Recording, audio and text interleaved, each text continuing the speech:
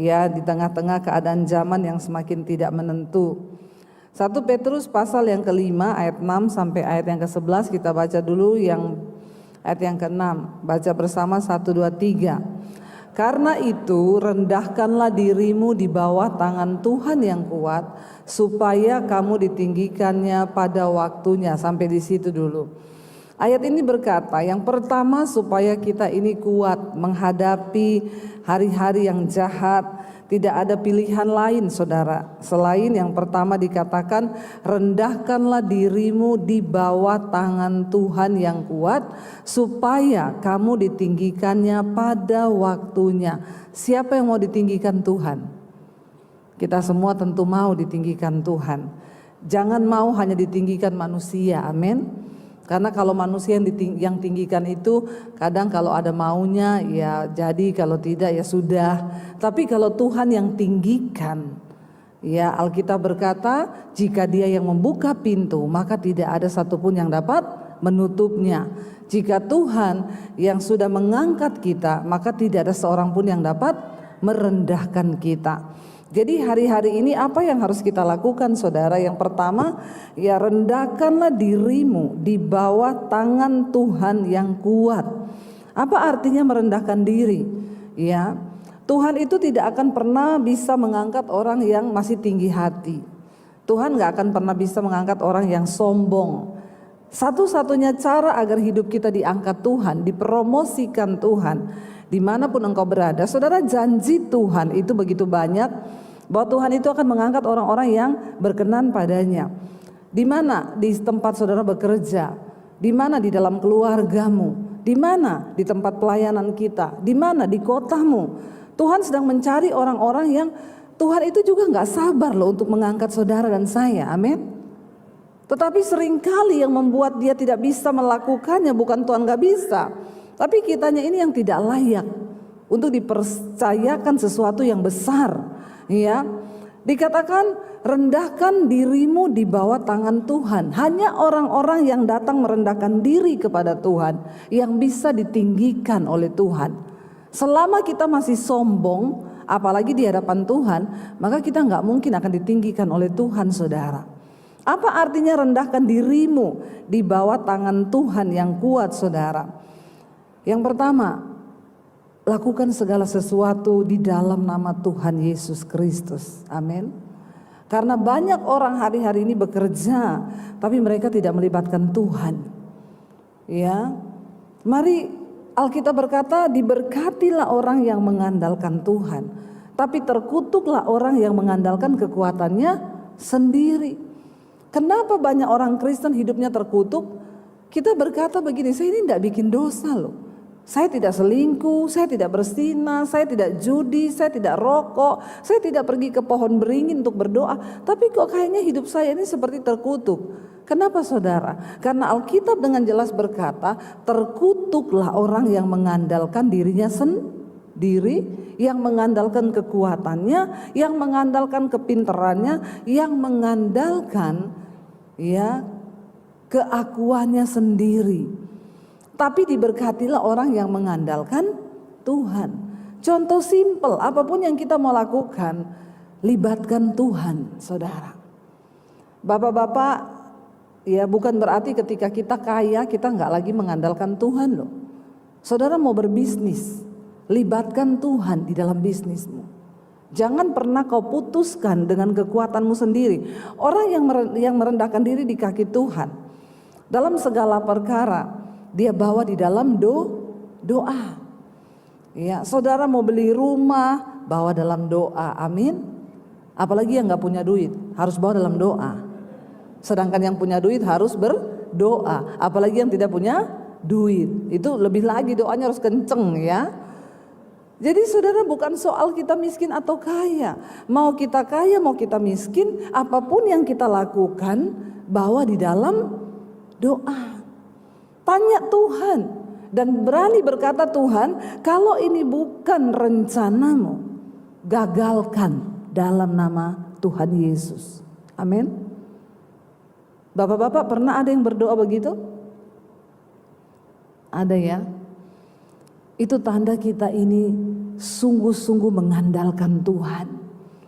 Yang pacaran, yang muda-muda, ya, seberapa besar pun cintamu, kau harus berani berdoa, Tuhan, kalau ini bukan jodoh dari Tuhan, maka putuskan dalam nama Yesus. Amin. Jangan ngebet, dalam nama Yesus tetap dia jadi jodohku. Apapun yang terjadi, dia jadi jodohku. Itu namanya kau memaksa diri. Ya, jangan saudara. Dan orang-orang yang belajar merendahkan diri, mengandalkan Tuhan, mengandalkan keputusan Tuhan, mereka pasti akan berbahagia. Amin. Saya selalu bilang sama anak saya, ingat ya, di hidup ini hormati Tuhan. Kalau kau hidup menghormati Tuhan, maka engkau pasti diberkati dan pasti Tuhan tinggikan engkau. Tapi kalau kau tidak menghormati Tuhan, maka jangan mimpi, ya, jangan mimpi. Mau sekaya apapun engkau orang tuamu, kalau kau tidak menghormati Tuhan, saudara, nasibmu kasihan. Kita harus menghormati Tuhan. Tandanya apa? Dalam hidup ini kita menjauhi dosa. Orang-orang yang sombong, ya, mereka terus melakukan dosa tanpa berpikir, dipikir Tuhan tuh enggak tahu, dipikir Tuhan tuh enggak lihat, ya. Saya percayalah di gereja sini sudah enggak ada lah yang selingkuh-selingkuh. Amin. Aminnya kok enggak rela ya. Ada apa enggak? Ada ya? Banyak atau tidak?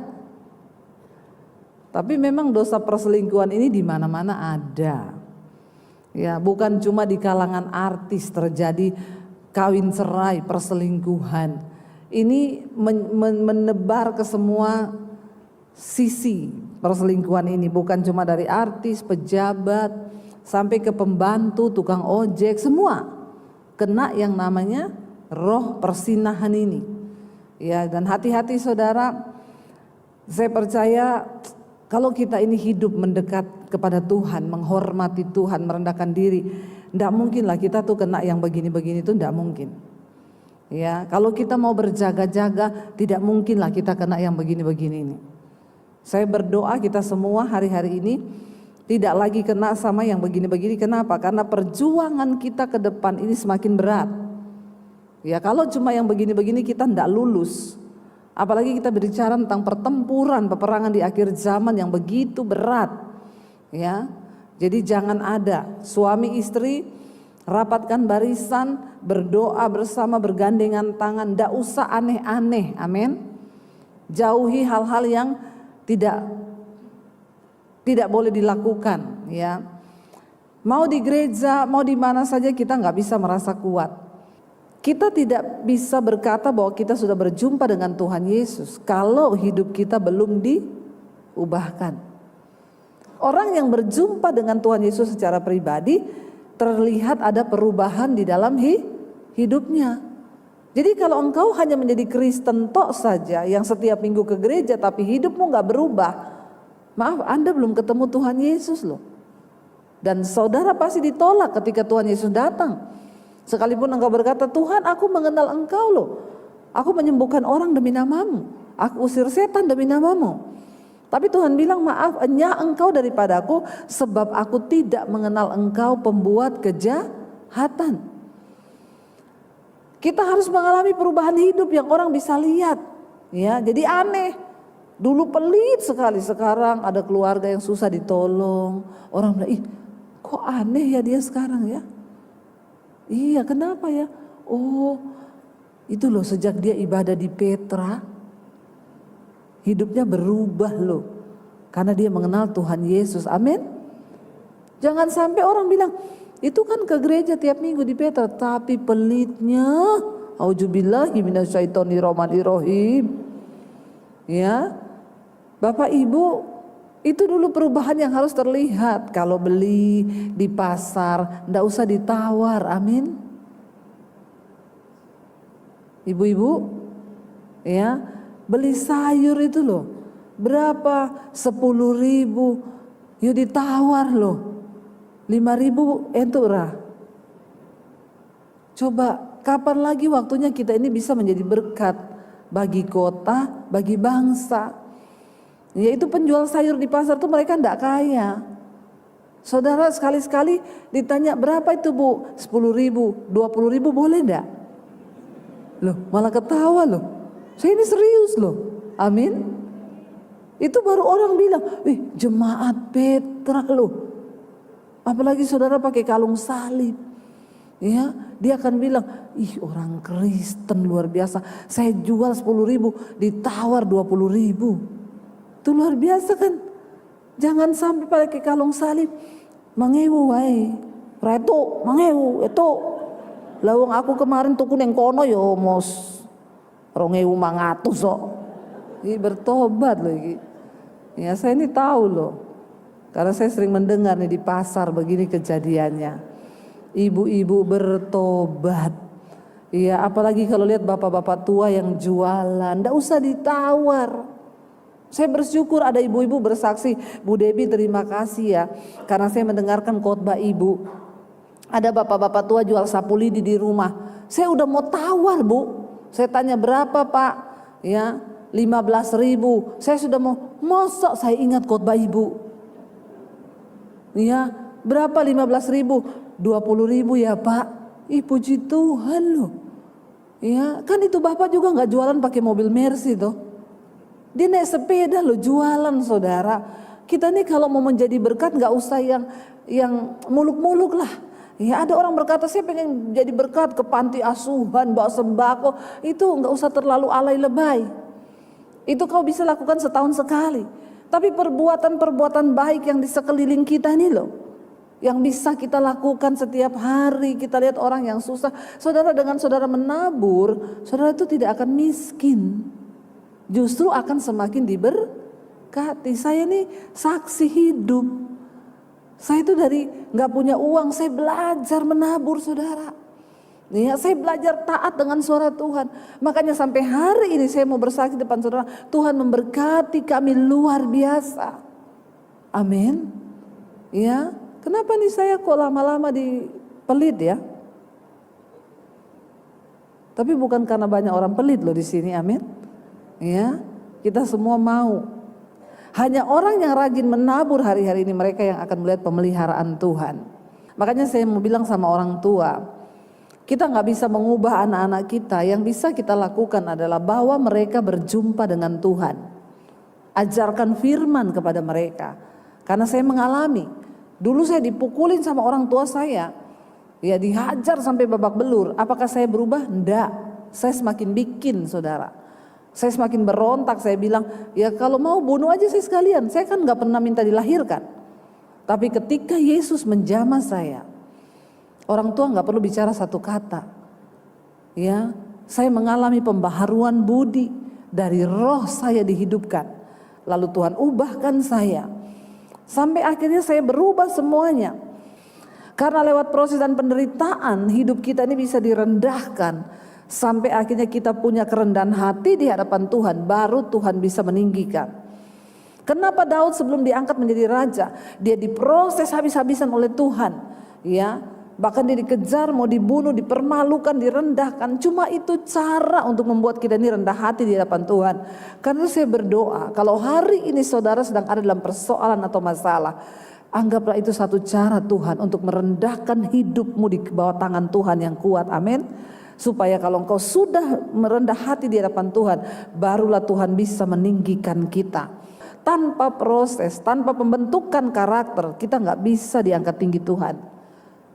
Gak bisa saudara, dunia bisa beri kesuksesan yang palsu. Tapi hanya karakter yang bisa membuat kita diberkenan kepada Tuhan.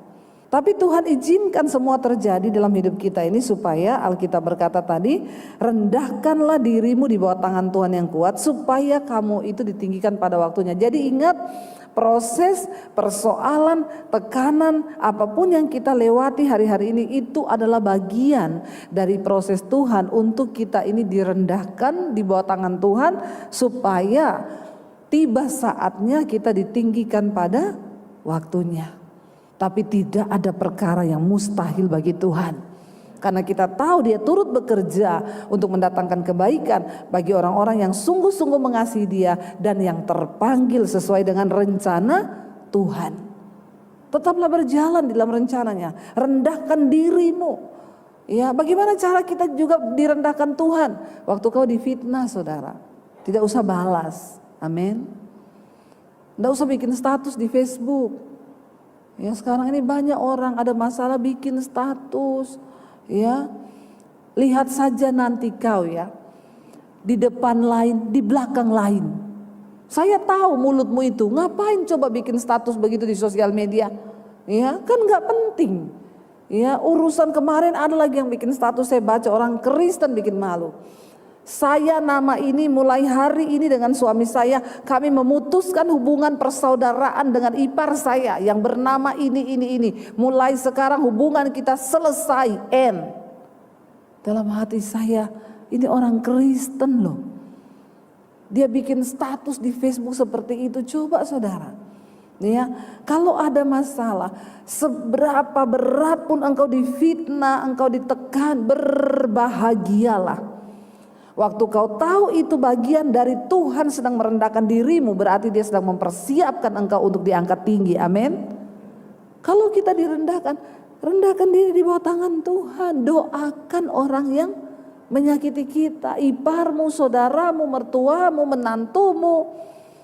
Ya, Tuhan tidak punya cara lain saudara untuk mengangkat hidup kita selain melewati proses kita direndahkan. Hanya orang-orang yang sudah direndahkan, mereka yang dapat diangkat tinggi oleh Tuhan.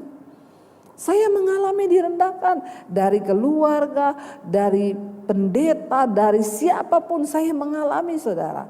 Tapi Tuhan melihat respon hati kita. Duduk di kaki Tuhan. Doakan orang yang menganiaya kamu. Memang susah kalau mendoakan orang, apalagi itu sesama orang Kristen. Kalau kita mendoakan orang yang nyakiti kita, yang bukan agama Kristen, itu lebih enak. Ada doanya, Tuhan ampuni dia, karena dia tidak tahu apa yang dia lakukan. Nah kalau orang Kristen yang lakukan, ya agak sulit saudara, karena ya kita harus merubah firman. Ampuni dia Tuhan, karena dia tahu yang dia lakukan, tapi dia pura-pura tidak tahu. Nah, kan begitu saudara ya. Jadi tapi kita harus tetap berdoa, menyerahkan dia kepada Tuhan, dan jangan kepahitan. Saya percaya di Semarang ini nggak ada lah orang yang putus hubungan dengan keluarga. Nggak ada toh? Kalau ada bertobat loh saudara. Karena kau nggak bisa masuk kerajaan Allah kalau kau berantem. Ya, saya pernah mendamaikan orang tua.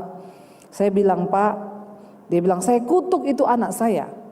Ya, sampai kapanpun saya kutuk dia, tidak mungkin hidupnya diberkati. Saya bilang, Pak, Bapak ini pelayan Tuhan loh. Bapak tidak boleh mengatakan hal yang seperti itu. Cabut itu Pak dalam nama Yesus. Tidak bisa, itu anak durhaka. Ya, saya nggak izinkan nikah, dia pergi menikah, dia tinggalkan rumah ini. Saya bilang, seburuk apapun Pak, kau tidak boleh mengutuk, kau harus memberkati. Ayo Pak, kalau Bapak mau, temui anakmu.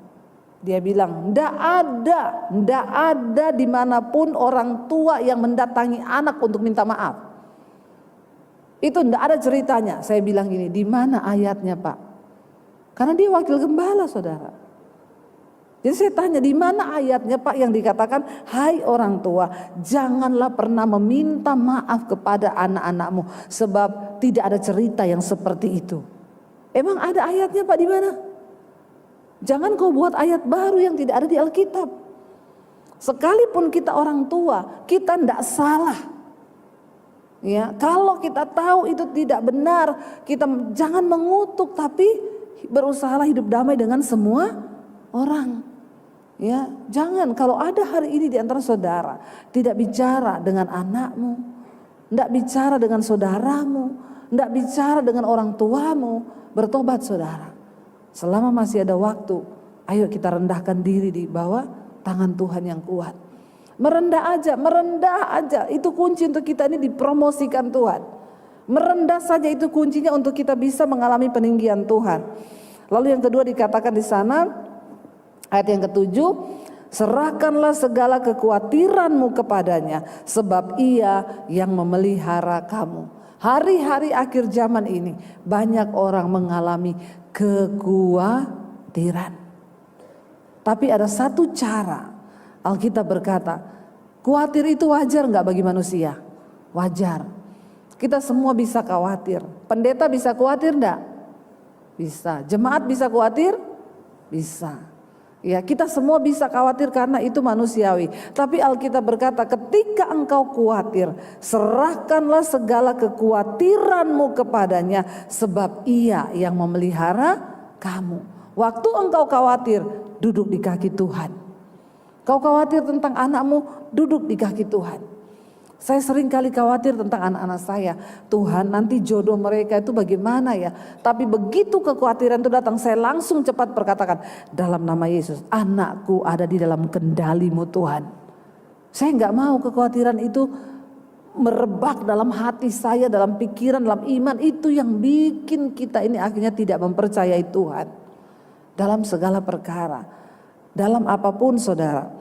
Ada satu kisah di dalam Alkitab, dalam 2 Tawarik pasal 25, saudara. Ada seorang raja di Israel yang bernama Amasya. Pada waktu itu kerajaan Israel terbagi atas 2, ya, yaitu Yehuda dan Israel. Ketika mereka berperang, saudara, dikatakan di sana Amasya ini sebagai raja Yehuda, dia tidak merasa memiliki kekuatan untuk melawan musuh. Kita lihat 2 Tawarik pasal 25 ayat yang ke-5 sampai ayat yang ke-12, saudara. 2 Tawarik 25 ayat 5 sampai ayat 12. Firman Tuhan berkata di sana, lalu Amasya mengumpulkan orang Yehuda. Baca bersama. Lalu Amasya mengumpulkan orang Yehuda dan menyuruh mereka, yakni seluruh orang Yehuda dan Benyamin, berdiri menurut puak-puaknya di bawah kepala-kepala pasukan 1000 dan kepala pasukan 100. Ketika ia menghitung mereka yang berumur 20 tahun ke atas, didapatinya 300.000 teruna yang sanggup keluar berperang dengan tombak dan perisai. Selain itu, ia menyewa 100.000 pahlawan yang gagah perkasa di Israel dengan bayaran 100 talenta perak. Tetapi seorang abdi Allah datang kepadanya dan berkata, "Ya Raja, janganlah tentara Israel dibiarkan bergabung kepada tuanku, karena Tuhan tidak menyertai Israel, yakni semua Bani Efraim. Dan jikalau mereka bergabung juga, bagaimanapun juga perbuatan dan kekuatanmu di dalam perang, Allah akan mengecilkan engkau, ya, menggelincirkan engkau di depan musuh, sebab Allah mempunyai kuasa untuk menolong dan menggelincirkan." Lalu kata Amasya kepada abdi Allah itu, "Bagaimana dengan 100 talenta yang telah kuberikan kepada pasukan-pasukan Israel itu?" Jawab abdi Allah itu, "Tuhan dapat memberikan lebih daripada itu kepadamu." Kemudian Amasya memisahkan pasukan yang datang bergabung kepadanya dari Efraim, supaya mereka kembali ke tempat tinggalnya. Maka sangat marahlah mereka terhadap Yehuda. Mereka kembali ke tempat tinggalnya dengan marah dan menyala-nyala. Amasya apa? Mendapat keberanian, lalu memimpin rakyatnya ke lembah Asin dan memukul kalah 10.000 orang dari Bani Seir. Saudara, ketika Raja Amasya akan bertempur melawan Bani Seir, dia merasa kekuatannya tidak seberapa. Dia merasa, aku gak punya kekuatan pasukan untuk melawan Bani Seir yang begitu besar. Lalu dia tergoda untuk menyewa pasukan-pasukan dari Israel. Ya, dia ini dari Yehuda, saudara. Pada waktu itu terbagi 2 kerajaan. Dan ketika dia sudah menyewa, dia pikir saya harus menambah kekuatan dengan tentara Israel yang gagah perkasa untuk menyerang Bani Seir. Tiba-tiba hamba Tuhan abdi Allah itu datang dan berkata, "Jangan pernah engkau pakai tentara Israel untuk ikut berperang, karena Tuhan tidak berkenan kepada mereka, sebab mereka memberontak dan mereka berdosa." Lalu Raja Amasya berkata, "Tapi bagaimana? Aku sudah terlanjur bayar. Aku sudah terlanjur menyewa." Ya, dikatakan di sana, bagaimana? Ya, kalau aku nggak jadi pakai, aku sudah menyewa 100.000 pahlawan yang gak perkasa dari Israel itu. Ya, dan dia bilang, ya bagaimana? 100.000 itu saya sudah sewa kepada mereka.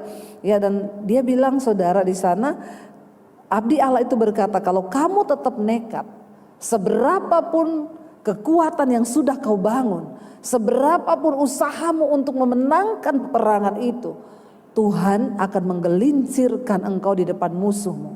Saudara, kita ini tidak punya kekuatan apa-apa. Tetapi orang-orang yang mau mengandalkan Tuhan, saudara, mereka akan melihat penyertaan Tuhan. Artinya apa? Jangan pernah pakai logika kita untuk coba menolong Tuhan. Tidak peduli sekecil apapun kekuatanmu hari ini, waktu kau berserah kepada Tuhan, maka Dia sanggup bertindak. Yang terpenting adalah kita punya ketaatan. Ketika abdi Allah itu menegur Amasya dan berkata bahwa ya jangan pernah engkau gabungkan. Dia bilang, tapi saya sudah terlanjur bayar. Tapi abdi Allah itu berkata, Tuhan sanggup memberikan lebih daripada apa yang sudah kau keluarkan. Seringkali ada sesuatu yang harus hilang ketika kita memilih untuk mengandalkan Tuhan. Tapi tidak apa-apa saudara, sebab Tuhan memperhitungkan semua harga ketaatanmu di dalam Dia, amin. Tidak ada satupun yang mustahil bagi Tuhan. Hari-hari terakhir ini, mari kita menaikkan iman kita kepada Tuhan. Jangan lihat keadaanmu, jangan lihat persoalanmu yang rasanya mungkin terlalu besar hari ini. Tapi pandanglah kepada Tuhanmu yang lebih besar daripada masalahmu. Ya, katakan, yes, masalahku memang besar, tapi Tuhanku lebih besar dari masalahku. Saya percaya ketika kita mau sungguh-sungguh mencari Tuhan, sungguh-sungguh mengandalkan Tuhan, Dia Tuhan yang tidak pernah meninggalkan saudara dan saya. Jadi saudara, yang pertama, rendahkan diri kita di bawah tangan Tuhan yang kuat. Yang kedua, kalau hari-hari ini engkau punya kekhawatiran, serahkanlah semua kekhawatiranmu itu lewat doa kepada Tuhan.